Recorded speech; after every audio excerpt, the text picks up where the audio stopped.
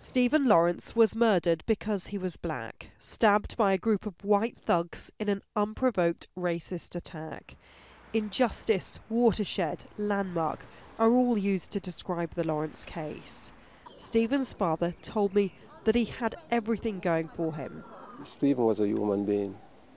He didn't see colour, he didn't look on people and judge them, and he was helpful, would help anybody.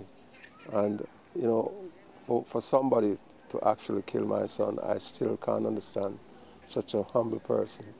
To what reason would you have to kill somebody like that? Stephen's murder changed Britain's legal and policing landscape forever.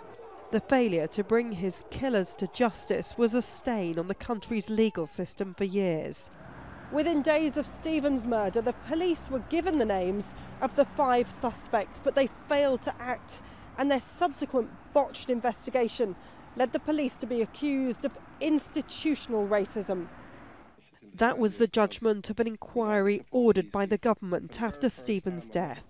When the 5 suspects appeared, there was chaos. The report found that Stephen's race had affected the way the case was handled. It made 70 recommendations, saying police attitudes towards racism had to improve and that the Race Relations Act needed to be strengthened to put an end to discrimination. It also ordered targets for the recruitment, retention and promotion of black and Asian officers. The most damning part of the report, though, was the claim that the police were institutionally racist. I think it was fair back then, and I think it's fair in the here and now. Because one of the things that people will look at is, have we progressed? Has policing moved on? And even though there has been some progress, it has been slow.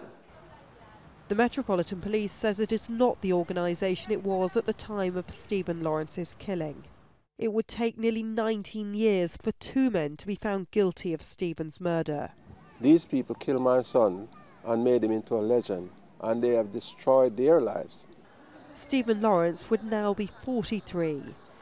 Neville Lawrence says he's forgiven his son's killers, but that justice will not be done until all those involved in his son's murder are behind bars. Emma Hayward, Al Jazeera in London.